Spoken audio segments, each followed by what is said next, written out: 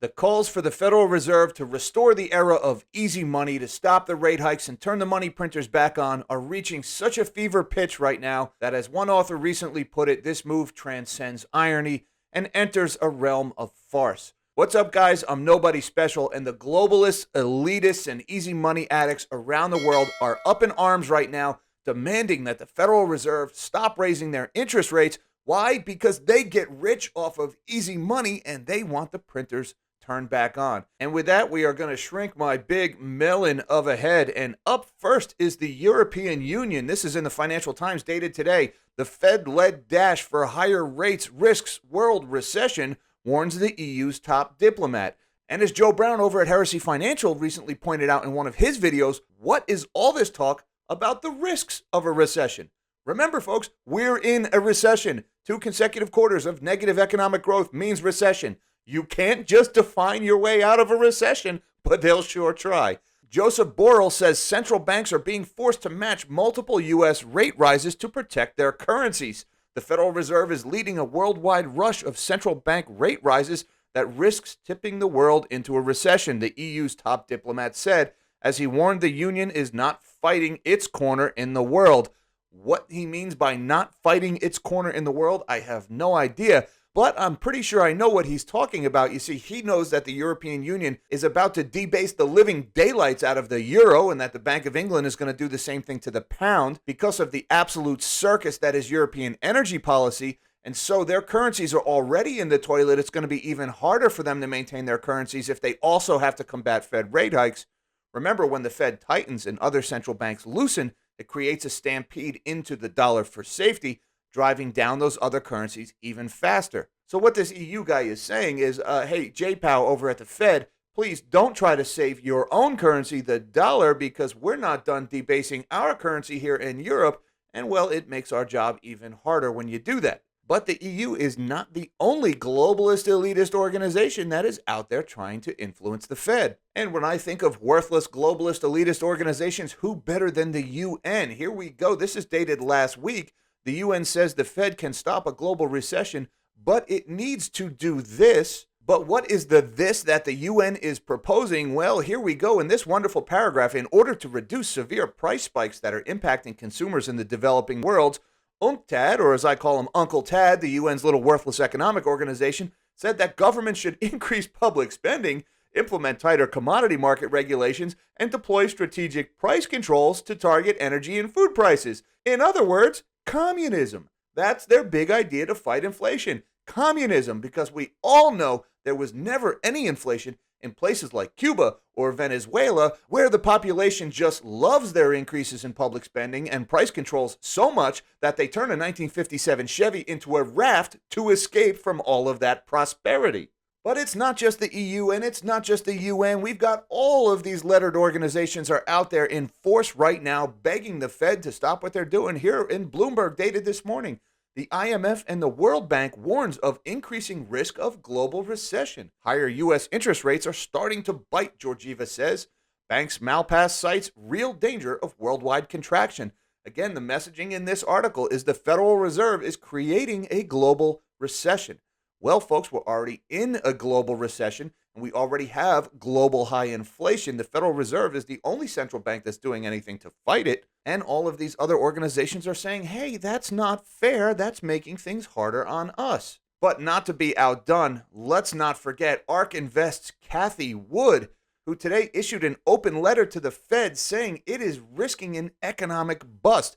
In an open letter, Wood suggested the Fed has shocked not just the U.S., but the world, and raised the risks of a deflationary bust.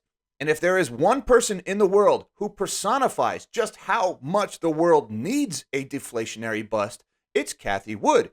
See, Cathie Wood is this visionary innovator who has this brilliant investment strategy. She goes out and she seeks companies with absolutely no earnings, with ridiculously high bloated valuations, and then she goes on CNBC and pumps those stocks using buzzwords and recycled talking points she heard at some other guy's TED Talk, and she pushes those stocks onto FOMO investors who are just looking for somewhere to park their stimmy cash. Yeah, it's not surprising that Cathie Wood is leading the charge back to the era of easy money. And if you think I'm kidding, take a look at Cathie Wood's ETF's performance Well, that is not a very good looking chart, is it? You'll notice right there in early 2021, right about the time we started talking about ending the easy money, well, that's right about the time Cathie Wood's ETF started heading down, and it has not looked back ever since. Of course, Cathie Wood wants the Fed to turn the easy money back on. She can't make money without it.